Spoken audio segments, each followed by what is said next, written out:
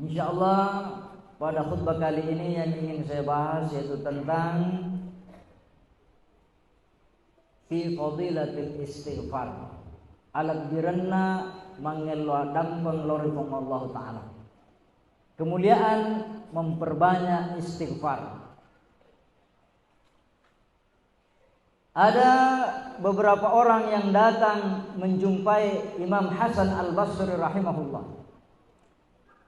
Mereka datang dengan beberapa pertanyaan yang berbeda, tapi dijawab oleh Hasan Al-Basri dengan jawaban yang sama.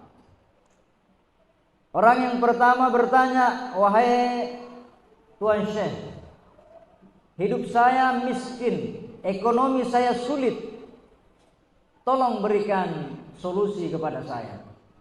Apa jawaban Hasan Al-Basri? Beliau berkata, perbanyak membaca istighfar. Orang yang kedua bertanya, "Wahai Tuan Syekh, di kampung saya sudah lama tidak turun hujan. Negeri kami ditimpa kemarau panjang. Tolong berikan doa atau zikir yang harus kami perbanyak agar Allah menurunkan hujannya." Syekh Hasan Al-Basri berkata, "Sampaikan kepada kaummu, suruh mereka bertaubat dan memperbanyak istighfar." Orang yang ketiga bertanya, "Wahai Tuan Syekh, di negeri kami hewan-hewan ternak kami menjadi mandul. Tanaman-tanaman kami sudah jarang berbuah. Berikan solusi kepada kami." Jawabannya sama, sampaikan kepada kaummu, perbanyak membaca istighfar. Maka orang bertanya, "Wahai Tuan Syekh, pertanyaannya berbeda, kenapa jawabannya sama?" Maka Syekh Hasan Al-Basri berkata, dia membaca surah Nuh. "Faqultu astaghfiru rabbakum innahu kana ghaffara yursilis samaa'a 'alaikum midrara wa yumdidukum bi amwali wa banin wa yaj'al lakum jannati wa yaj'al lakum anhara ma lakum la tarjuna lillahi waqara." Katakan kepada mereka, wahai Nabi Nuh, "Istaghfiru rabbakum, mohon ampunlah kalian kepada Tuhanmu. Innahu kana ghaffara, sesungguhnya Allah Maha Pengampun. Jikalau engkau memohon ampun kepada Allah yang Maha Pengampun, yursilis samaa'a 'alaikum midrara, Allah akan menurunkan hujan lebat. Wa yumdidkum bi amwali wa banin, Allah akan memberikan rezeki yang melimpah daripada hewan ternak. Anda memiliki banyak keturunan. Wa yaj'al lakum jannati, dan Allah jadikan kebun-kebun yang subur. Wa yaj'al lakum anhara, dan Allah mengalirkan sungai-sungai." Jamaah Jumat rahimakumullah. Di zaman Rasulullah, kana fi ahdi Rasulillah sallallahu alaihi wasallam syabun yatazayyanu wa yatalabbasu. Ada seorang pemuda yang hidup di zaman Rasulullah sallallahu alaihi wasallam. Pemuda ini sepanjang hidupnya Rasulullah dia hanya sibuk bergaya, hanya sibuk memperbaiki penampilannya, bersolek, berhias. Setiap model baru dari pakaian, celana, sandal, bahkan potongan rambut selalu dia perbaharui. Dia hanya ikut tren, seperti anak muda zaman sekarang. Anak muda ya, yang dia pikirkan bagaimana penampilannya, mulai dari sandalnya, sepatunya, bahkan potongan rambutnya. Ternyata pemuda ini sama. Akan tetapi ketika Rasulullah SAW telah meninggal dunia, falamma tuwfiya Rasulullah SAW yatashammaru fil ibadati, anak muda ini menyibukkan dirinya beribadah. Faqila lahu, maka orang bertanya kepada anak muda ini, "Lau fa'alta hadza fi ahdi Rasulillah," seandainya engkau melakukan ibadah bersungguh-sungguh pada saat Rasulullah masih hidup, laqarrat ainuhu, tentu Rasulullah sangat senang melihat engkau bersungguh-sungguh beribadah. Tapi ternyata engkau melakukannya setelah Rasulullah tidak ada. Apa tujuanmu ini? Maka anak muda ini mengatakan, saya punya alasan kenapa nanti Rasulullah wafat baru saya sibuk beribadah. Dia baca ayat wa ma kana Allahu liyu'adzibahum wa anta fihim. Wahai Muhammad, selama engkau masih berada bersama mereka, wa ma kana Allahu liyu'adzibahum, tidaklah Allah akan menurunkan azab kepada mereka. Selama Nabi Muhammad hidup bersama umatnya, tidak pernah ada azab berupa banjir yang menenggelamkan, tidak ada gempa bumi yang menghancurkan, dan tidak ada hujan batu seperti umat-umat terdahulu. Anak muda itu berkata, tapi Rasulullah telah pergi, maka jaminan ini sudah tidak ada bersama kita. Tinggal ada satu jaminan, wa ma kana Allahu mu'adzibahum wa hum yastaghfirun. Allah akan menjamin tidak menurunkan azab kepada mereka selama mereka yastaghfirun, memohon ampun kepada Allah Subhanahu wa taala. Oleh karena itu jamaah sekalian yang sama berbahagia, kata Rasulullah sallallahu alaihi wasallam, man lazimal istighfara, siapa yang berkesinambungan terus-menerus beristighfar, bertobat bersungguh-sungguh kepada Allah Subhanahu wa taala. Man lazimal istighfara ja'alallahu lahu min kulli dhaiqin makhraja. Allah akan memberikan kepadanya setiap kesempitan hidup, Allah akan berikan kepadanya istighfar. Allah akan berikan kepadanya jalan keluar. Nigi tahu mega napa megai mak baca istighfar nawerengi pung Allah taala alomungeng rilalenna atutuonna. Jadi kita kadang usaha kita lancar, tiba-tiba menemukan kendala. Kadang kita sehat, tiba-tiba sakit. Supaya apa? Supaya kita kembali beristighfar kepada Allah. Supaya kita sadar bahwa kita hebat bukan karena kemampuan kita, tapi Allah yang memudahkan jalannya. Anda jadi pedagang sukses bukan karena Anda hebat. Anda lahir, Anda bukan siapa-siapa, tapi Allah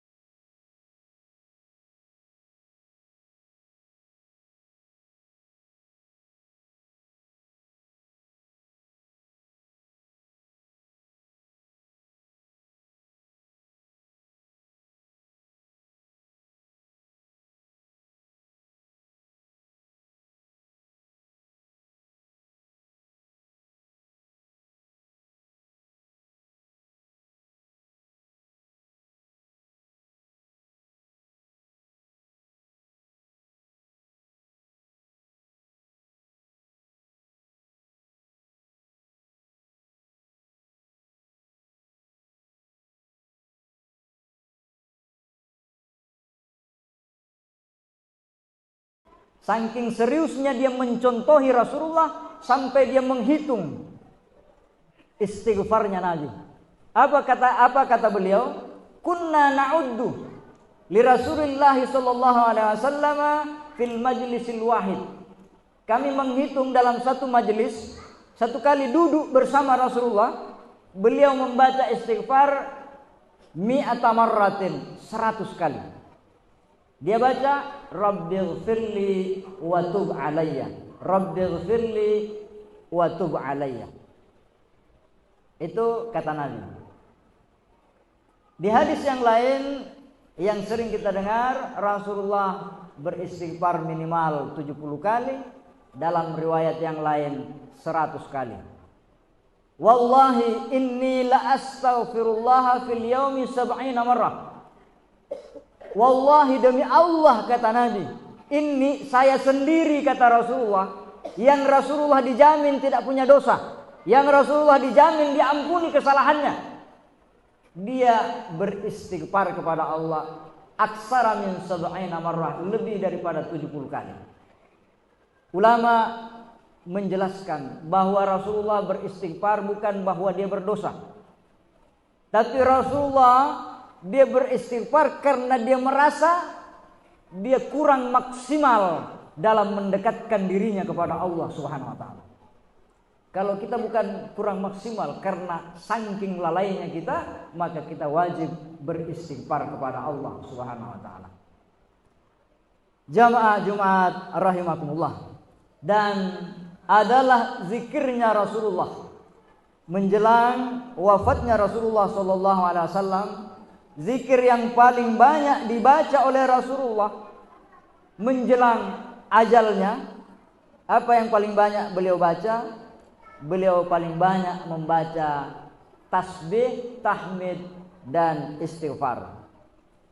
Beliau mengatakan bahwa kana Rasulullah sallallahu alaihi wasallam yuksiru ayyakula qabla mautihi subhanallahi wa bihamdi astaghfirullah wa atubu ilaih. Adalah baginda Rasulullah, beliau banyak membaca subhanallahi wa bihamdi, subhanallahi wa bihamdi astaghfirullah wa atubu ilaih. Kenapa zikir ini yang banyak dibaca oleh Rasulullah menjelang wafatnya beliau? Karena surah An-Nasr, idza jaa nasrullah, idza jaa nasrullahi wal fath wa ra'aitan nasa yadkhuluna fi dinillahi afwaja fasabbih bihamdi rabbika wastaghfir innahu kana tawwaba. Di akhir surah Al-Kautsar Allah mengajarkan kepada Rasulullah, fasabbih bihamdi rabbika wastaghfir, bertasbihlah memuji Tuhanmu dan bertobatlah mohon ampun kepadanya. Surah An-Nasr ini dalam riwayat lebih kurang 1 bulan menjelang wafatnya Rasulullah turunlah ayat ini. Maka menjelang wafatnya Nabi, zikir yang paling banyak dibacakan oleh Rasulullah adalah subhanallahi wa bihamdi astaghfirullah wa atubu ilaih. Jamaah Jumat rahimakumullah, mudah-mudahan kita diberikan kesempatan oleh Allah Subhanahu wa taala untuk melantunkan zikir sebanyak-banyaknya sehingga bisa menghancurkan dosa dan kesalahan kita.